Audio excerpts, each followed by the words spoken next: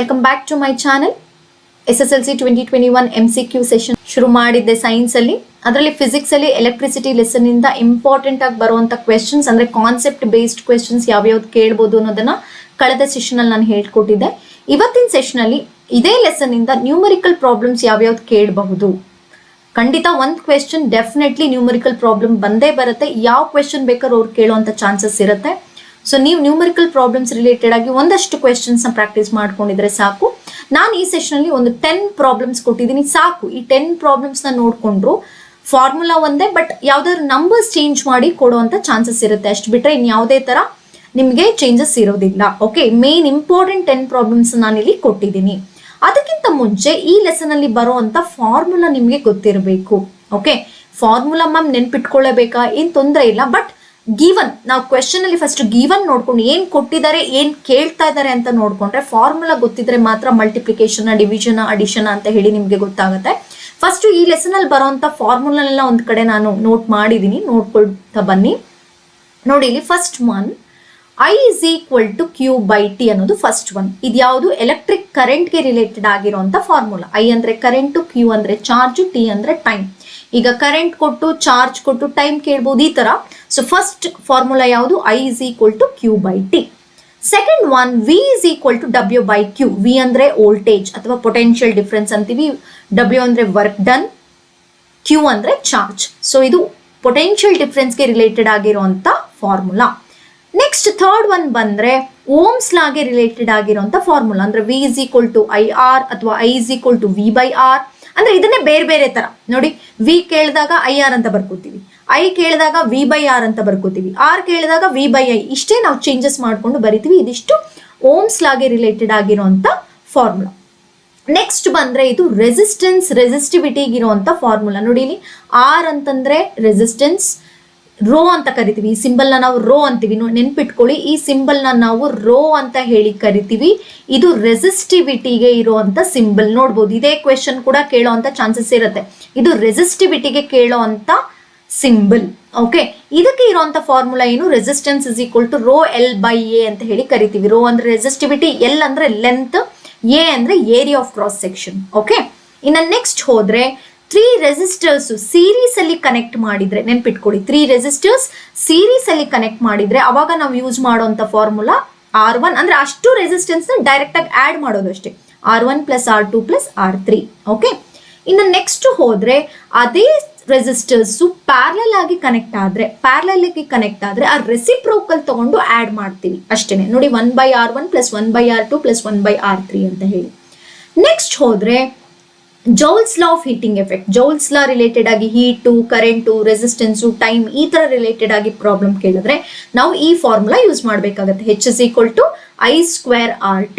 H is equal to I square RT. Okay, ಇನ್ನು next ಬಂದ್ರೆ last formula power related ಆಗಿ ಕೊಟ್ಟಿರುವಂತದ್ದು. ಅಂದ್ರೆ ಪವರ್ಗೆ related ಆಗಿ ನಾವೇನ್ ಬರಿತೀವಿ, P is equal to VI ಅಂದ್ರೆ ವೋಲ್ಟೇಜ್ ಮತ್ತೆ ಕರೆಂಟ್ ರಿಲೇಟೆಡ್ ಆಗಿರ್ಬೋದು, ಅಥವಾ P is equal to I square R ಅಥವಾ P is equal to V square by R. ಇಲ್ಲಿ ನೋಡಿ, ಇಲ್ಲೆಲ್ಲೂ R ಸ್ಕ್ವೇರ್ ಇಲ್ಲ.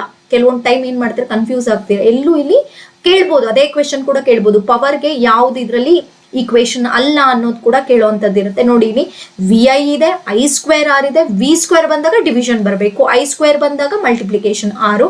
ಇಲ್ಲೆಲ್ಲೂ R ಸ್ಕ್ವೇರ್ ಇಲ್ಲ. ಅಥವಾ ಪವರ್ಗೆ ಇನ್ನೂ ಒಂದು ಫಾರ್ಮುಲಾ ಇದೆ, W by T ಅಂತ ಕೂಡ ನೀವು ಬರ್ಕೋಬಹುದು. ಅಂದ್ರೆ work done by time, we call it as power. ಇದಿಷ್ಟು ಫಾರ್ಮುಲಾ ನೀವು ನೋಟ್ ಮಾಡ್ಕೋಬೇಕಾಗಿರೋದು, ನೆನ್ಪಿಟ್ಕೊಳ್ಬೇಕಾಗಿರುವಂತ ಫಾರ್ಮುಲೆ. ಓಕೆ, ಈ ಲೆಸನ್ ಅಲ್ಲಿ ಯಾವುದೇ ಪ್ರಾಬ್ಲಮ್ ಕೊಟ್ಟರು ಫಾರ್ಮುಲಾ ಗೊತ್ತಿದ್ರೆ ಈಸಿಯಾಗಿ ಸಬ್ಸ್ಟಿಟ್ಯೂಟ್ ಮಾಡಿ ಸಿಂಪ್ಲಿಫೈ ಮಾಡಬಹುದು. ಈಗ ಒಂದೊಂದು ಕ್ವೆಶ್ಚನ್ ಡಿಸ್ಕಸ್ ಮಾಡೋಣ ಬನ್ನಿ. ಕ್ವೆಶ್ಚನ್ ನೋಡಿ ಈ ತರ ಇದೆ. A current 0.5 ampere is drawn by a filament of an electric bulb for 10 minutes.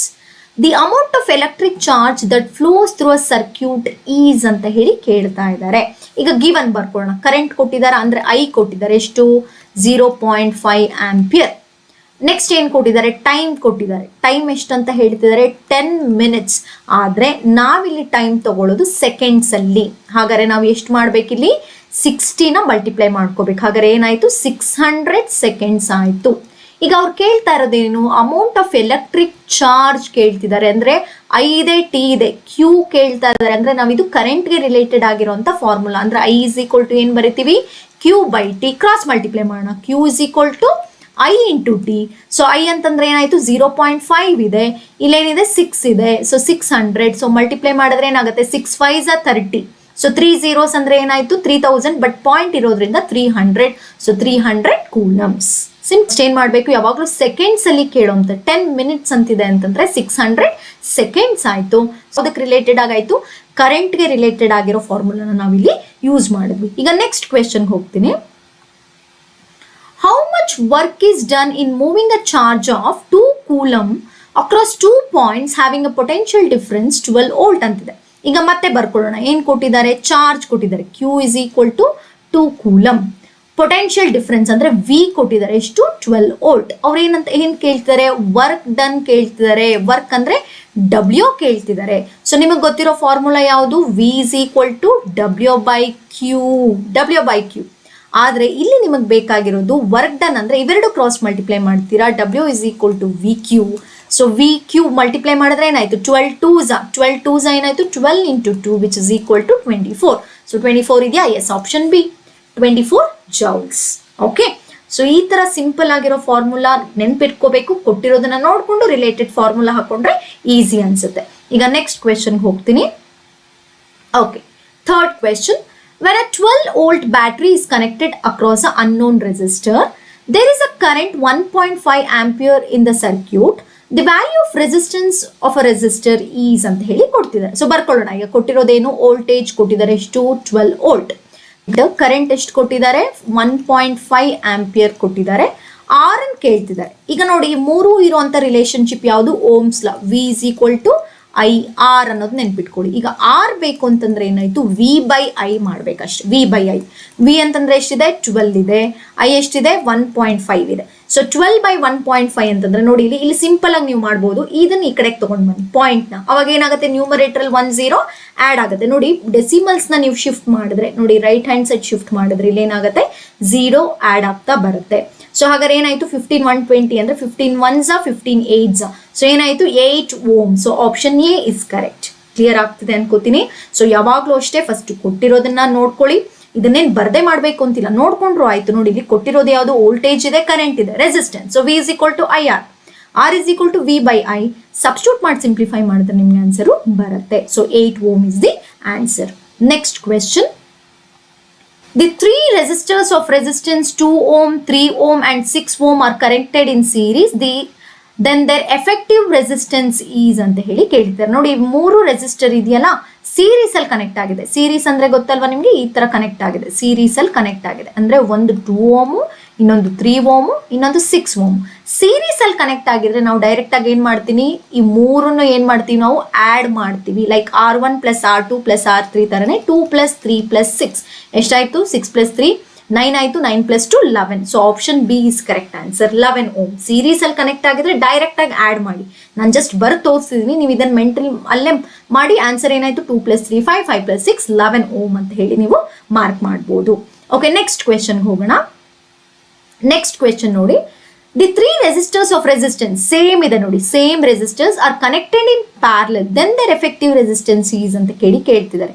ಈಗ ಅವ್ರು ಏನಂತ ಹೇಳ್ತಿದ್ದಾರೆ, ಈ ಮೂರು ಹೇಗೆ ಕನೆಕ್ಟ್ ಆಗಿದೆ, ಇವಾಗ ಪ್ಯಾರಲಲ್ ಆಗಿ ಕನೆಕ್ಟ್ ಆಗಿದೆ. 2 ಓಮ್ 3 ಓಮ್ 6 ಓಮ್. ಈಗ ಏನ್ ಮಾಡ್ಬೇಕು, ನಾವು ಇದ್ರ ರೆಸಿಪ್ರೋಕಲ್ ತಗೋಬೇಕು. ಹೌದಾ, 1 by R1 plus 1 by R2 plus 1 by R3. ಹಾಗಾದ್ರೆ 1 by 2 plus 1 by 3 plus 1 by 6. 6 LCM ಆಯ್ತು. ನೋಡಿ, 2 3s are 6, 3 2s are 6, 6 1s are 6. ಏನಾಯ್ತು, ಇಲ್ಲೂ ಮತ್ತೆ 6 by 6 ಆಯ್ತು. ಏನಾಯ್ತು 6 by 6 is 1 ಆಯ್ತು. ಓಕೆ, ಸೊ ಅಥವಾ ಕೆಲವೊಂದು ಟೈಮ್ ಇಲ್ಲಿ ನಾವೇನಂತ ತಗೊಂಡಿರ್ತೀವಿ 1 by RP ಅಂತ ಹೇಳಿ ತಗೊಂಡಿರ್ತೀವಿ. ಓಕೆ, ಸೊ ಅವಾಗ ಏನಾಗುತ್ತೆ 1 by RP ಅಂದ್ರೆ ರಿವರ್ಸ್ ಆಗು ಮಾಡ್ಬೇಕಾಗುತ್ತೆ. ಇಲ್ಲಿ ಬಂದಿರೋದು 1 by 1 ಅಂತ ರಿವರ್ಸ್ ಮಾಡಿದ್ರೆ ನಿಮ್ಗೆ 1 ಬರುತ್ತೆ. So option is 1 ohm. ಕೆಲವೊಂದು ಟೈಮ್ ಏನಾಗುತ್ತೆ ಅಂದ್ರೆ ಲೈಕ್ 2 by 3 ಅಂತ ಬಂದ್ಬಿಡುತ್ತೆ. ಕೆಲವೊಂದು ಟೈಮ್ ಲೈಕ್ 1 by RP ಅಂತ ನಾವು ತಗೊಂಡಾಗ 2 by 3, ಅವಾಗ ಏನ್ ಮಾಡ್ಬೇಕಾಗತ್ತೆ, RP ಅಂತಾನೆ ಬಂದಾಗ 3 by 2 which is equal to 1.5 ohm ಆಗುತ್ತೆ. ಸೊ ಈ ತರ ಕೇಸಸ್ ಅಲ್ಲೂ ಸ್ವಲ್ಪ ನೋಡ್ಕೋಬೇಕಾಗತ್ತೆ, ರಿವರ್ಸ್ ಮಾಡಬೇಕು. ಇಲ್ಲಿ ರೆಸಿಪ್ರೋಕಲ್ ನ ಮತ್ತೆ ಫೈನಲ್ ಆನ್ಸರ್ ಬರಿಬೇಕಾದ್ರೆ ರಿವರ್ಸ್ ಮಾಡಿ ಬರಿಬೇಕು. ಓಕೆ, ನೆಕ್ಸ್ಟ್ ಕ್ವೆಶನ್ ಹೋಗೋಣ. ನೋಡಿ, an electric iron of resistance 20 ohm takes a current of 5 ampere. The heat developed in 30 seconds is ಅಂತ ಹೇಳಿ ಕೇಳಿದ್ದಾರೆ. ಸೊ ಕೊಟ್ಟಿರೋದನ್ನ ಬರ್ಕೊಳ್ಳೋಣ. ಆರ್ ಕೊಟ್ಟಿದ್ದಾರೆ ಎಷ್ಟು 20 ಓಮ್, ಐ ಕೊಟ್ಟಿದ್ದಾರೆ ಎಷ್ಟು 5 ಆಂಪಿಯರ್.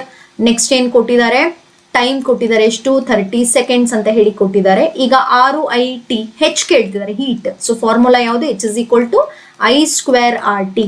ಸೊ ಐ ಸ್ಕ್ವೇರ್ ಅಂತಂದ್ರೆ ಏನಾಯ್ತು 5 square. So 5 square into 20 into 30. So 5 square ಅಂದ್ರೆ ಏನಾಯ್ತು 25 ಇಂಟು 20 ಇಂಟು 30. ಸೊ ಇಲ್ಲಿ ನೋಡಿ 25 2s, ಇಲ್ಲೇ ನೋಡಿ 25 2s ಏನಾಯ್ತು 50. 500 ಇಂಟು 30 ಅಂತ ಬಂದಾಗ 15 ಆಯ್ತು. So 15,000. So option B is the answer. Okay, ಇಲ್ಲೇ ನೋಡಿ 25 2s 50, 50 3s 150, ಮತ್ತೆ 820 ಸೇರಿಸ್ಕೊಂಡ್ರೆ ಏನಾಯ್ತು 15,000 ಆಯ್ತು. Okay, so option B is the answer. ಇಲ್ಲಿ ಯಾವ ಫಾರ್ಮುಲಾ ಯೂಸ್ ಮಾಡಿದ್ವಿ, ಹೀಟ್ ರಿಲೇಟೆಡ್ ಆಗಿರುವಂತ ಫಾರ್ಮುಲಾ ಯೂಸ್ ಮಾಡಿದ್ವಿ. Next question, 7th one. A lamp rated 100 watt at 220 volt is connected to the mains electric supply. What current is drawn from the supply if the line voltage is 220 volt? ಈಗ ಬರ್ಕೊಳ್ಳೋಣ. ಇಲ್ಲಿ ಏನ್ ಕೊಟ್ಟಿದ್ದಾರೆ, watt ಅಂತ ಹೇಳಿದ್ದಾರೆ. So power related ಆಗಿ ಕೊಟ್ಟಿದ್ದಾರೆ ಎಷ್ಟು 100 watt. Next we ಕೊಟ್ಟಿದ್ದಾರೆ ಎಷ್ಟು 220 ವೋಲ್ಟ್. ಇವಾಗ ಕೇಳ್ತಾ ಇರೋದೇನು, ಕರೆಂಟ್ ಕೇಳ್ತಾರೆ, ಐ ಕೇಳಿದ್ದಾರೆ. ಸೊ ನಿಮ್ಗಿರುವಂತ ಫಾರ್ಮುಲಾ ಯಾವುದು, P is equal to V I. ಈಗ ಐ ಕೇಳ್ತಿರೋದ್ರಿಂದ ಪಿ ಬೈ ವಿ ಮಾಡ್ಬೇಕಾಗುತ್ತೆ. ಸೊ ಪಿ ಬೈ ವಿ ಅಂತಂದ್ರೆ ಏನಾಯ್ತು 100 ಬೈ 220. ಸೊ 0 ಕ್ಯಾನ್ಸಲ್ ಆಯ್ತು. ಸೊ ಇಲ್ಲೇನಾಯ್ತು 5s 11s. So 5 by 11. So divide ಮಾಡಿ 5 by 11 ಅಂತಂದ್ರೆ ಏನಾಗುತ್ತೆ 0 ಆಯ್ತು, 4 ಪಾಯಿಂಟ್ ಸಮಥಿಂಗ್ ಬರುತ್ತೆ. ಸೊ ಆಪ್ಷನ್ ಬಿ ಆಯ್ತು. ಹೇಗೆ ಮ್ಯಾಮ್, ಇಲ್ಲೇ ನೋಡಿ 11 ಅಂತ 11 ಇಂದ ಡಿವೈಡ್ ಮಾಡ್ತೀರಾ ಅಂತಂದ್ರೆ ಏನಾಯ್ತು, ಪಾಯಿಂಟ್ ಇಟ್ಬಿಟ್ಟು 0 ಹಾಕೋತೀವ. ಸೊ 11 1s 11 4s ಎಷ್ಟಾಯ್ತು 44. ಓಕೆ, ರಿಮೈಂಡರ್ ಏನಾಯ್ತು 6 ಆಯ್ತು. ಮತ್ತೆ 0 ಹಾಕೊಂಡ್ರೆ 5s. So 0.45 is the answer.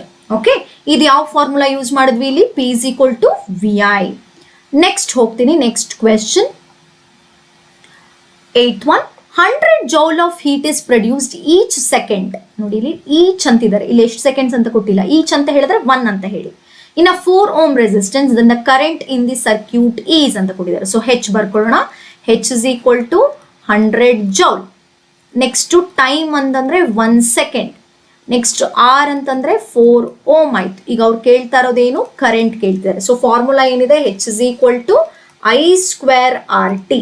Okay, H ಎಷ್ಟಾಯ್ತು 100 is equal to I square, R it is 4 into 1. 4 1s are 4. 4 ಈ ಕಡೆ ಡಿವೈಡ್ ಮಾಡಿದ್ರೆ 100 by 4 which is equal to I square. 100 by 4 means 25 is equal to I square. I is equal to ಏನಾಯ್ತು root of 25 which is equal to 5 ampere. Option A. ಅಷ್ಟೇ simple ಆಗಿದೆ. Okay, ಅಥವಾ ಇನ್ನೂ ನಿಮ್ಗೆ ಯೋಚನೆ ಮಾಡಬೇಕು ಅಂದ್ರೆ ಈಗ ಜೌಲ್ 100 ಹೆಚ್ ಎಷ್ಟಪ್ಪ ಬಂದಿದೆ 100. Okay, I square R T ಅಂತ ಹೇಳ್ತೀರಾ. ಹಾಗಾದ್ರೆ 5 square 25 4s 100. Because 1 time is 1, 25 4s direct ಆಗಿ ನೀವು ಕೂಡ ಮಾರ್ಕ್ ಮಾಡಬಹುದು. ಓಕೆ, ಇದು ಕ್ವೆಶ್ಚನ್ ನಂಬರ್ 8. ಇಲ್ಲಿ ನಾವು ಯೂಸ್ ಮಾಡಿದ್ದು same H is equal to I square R T formula. ಕೊಟ್ಟಿರೋದನ್ನ ಬರ್ಕೊಳ್ಳೋಣ. Question number 9. An electric bulb is connected to a 220 volt generator. The current is 0.5 ampere. The power of the bulb is ಅಂತ ಕೇಳ್ತಿದ್ದಾರೆ. So ಬರ್ಕೊಳ್ಳೋಣ. V ಕೊಟ್ಟಿದ್ದಾರೆ, voltage ಎಷ್ಟು 220 volt. Current ಅಂತ ಹೇಳಿದರೆ I is equal to ಏನಾಯ್ತು 0.5 ampere ಆಯ್ತು. Okay, so ಕೇಳ್ತಾ ಇರೋದು ಯಾವುದು, ಪವರ್ನ ಕೇಳ್ತಾ ಇದ್ದಾರೆ, ಪವರ್ ಕೇಳ್ತಿದ್ದಾರೆ. ಈಗ ಪವರ್ ಅಂತಂದ್ರೆ ನಾವೇನ್ ಮಾಡ್ತೀವಿ, ಪವರ್ಗೆ ಫಾರ್ಮುಲಾ ಏನು, P is equal to V I. So substitute ಮಾಡೋಣ. 220 ಇಂಟು 0.5 ಏನಾಯ್ತು ನೋಡಿ, 22 5s. ಓಕೆ, 22 5s 110 ಆಯ್ತು. ಇಲ್ಲಿ ನೋಡಿ ಇಲ್ಲಿ, ಬಟ್ ಪಾಯಿಂಟ್ ಇಲ್ಲಿ 0 ಅನ್ಕೊಂಡ್ರೆ ಪಾಯಿಂಟ್ ಏನಾಯ್ತು ಇಲ್ಲಿ, ಸೊ 110. ಇವತ್ತಿನ ಸೆಷನ್ ಲಾಸ್ಟ್ ಕ್ವೆಶನ್ ಹೋಗ್ತೀನಿ. ಇದು ಟೆಕ್ಸ್ಟ್ ಬುಕ್, ಆಲ್ಮೋಸ್ಟ್ ನಾನು ಟೆಕ್ಸ್ಟ್ ಬುಕ್ ಕ್ವೆಶನ್ ಸೆಲೆಕ್ಟ್ ಮಾಡ್ಕೊಂಡಿದ್ದೀನಿ, ಯಾಕಂದ್ರೆ ನಿಮಗೆ ಬರುವಂತ ಕ್ವೆಶನ್ಸ್ ಅದೇ ಆಗಿರುತ್ತೆ. An electric bulb is rated 220 volt and 100 watt. When it is operated on 110 volt, the power consumed will be. ಇಲ್ಲಿ ನೋಡಿ, ಇಲ್ಲಿ ಯಾವುದೇ ತರ ಫಾರ್ಮುಲಾ ಯೂಸ್ ಮಾಡೋದು ಬೇಡ. ನೋಡಿ ಇಲ್ಲಿ ವೋಲ್ಟೇಜ್ ಎಷ್ಟಿದೆ 220 ಇದೆ, ಅವಾಗ ಪವರ್ ಎಷ್ಟಾಗಿತ್ತು 100 ವ್ಯಾಟ್ಸ್. ಸೊ ಇಲ್ಲಿ ಏನಾಗಿದೆ, ಕಮ್ಮಿ ಆಗಿದೆ. ಈಗ ನಾವು P is equal to V I ಅಂತ ಬರಿತೀವಿ, ಡೈರೆಕ್ಟ್ ಆಗಿ ಬರಿತೀವಿ. ಅಂದ್ರೆ ಪವರ್ ಜಾಸ್ತಿ ಆದ್ರೆ ವೋಲ್ಟೇಜು ಜಾಸ್ತಿ, ಪವರ್ ಕಮ್ಮಿ ಆದ್ರೆ ವೋಲ್ಟೇಜು ಕಮ್ಮಿ. 220 ವೋಲ್ಟ್ಸ್ ಇರೋದೇನಾಗಿದೆ 110 ವೋಲ್ಟ್ಸ್ ಆಗಿದೆ, ಅಂದ್ರೆ ರೆಡ್ಯೂಸ್ ಆಗಿದೆ, ಹಾಫ್ ರೆಡ್ಯೂಸ್ ಆಗಿದೆ. ಅದೇ ತರ 100 ವ್ಯಾಟ್ ಇರೋದು ಹಾಫ್ ರೆಡ್ಯೂಸ್ ಆದ್ರೆ ಎಷ್ಟಾಗುತ್ತೆ 50 ವ್ಯಾಟ್ಸ್. ಇಷ್ಟು ಎಲೆಕ್ಟ್ರಿಸಿಟಿ ಲೆಸನ್ ಇಂದ ಕೇಳೋಂತ ನ್ಯೂಮರಿಕಲ್ ಇಂಪಾರ್ಟೆಂಟ್ ಪ್ರಾಬ್ಲಮ್ಸ್ ನೋಟ್ ಮಾಡ್ಕೊಳ್ಳಿ, ಫಾರ್ಮುಲಾ ಎಲ್ಲ ಪ್ರಾಕ್ಟೀಸ್ ಮಾಡಿ. ಈ ವಿಡಿಯೋ ನಿಮಗೆ ಇಷ್ಟ ಆಗಿದ್ರೆ, ಹೆಲ್ಪ್ಫುಲ್ ಅಂತ ಅನಿಸ್ತಿದ್ರೆ ನಿಮ್ಮ ಫ್ರೆಂಡ್ಸ್ ಜೊತೆ ಶೇರ್ ಮಾಡಿ, ಸಬ್ಸ್ಕ್ರೈಬ್ ಮಾಡಿ, ಲೈಕ್ ಮಾಡಿ, ಹೀಗೆ ಸಪೋರ್ಟ್ ಮಾಡಿ ಅಂತ ಹೇಳ್ತಾ ಥ್ಯಾಂಕ್ ಯು.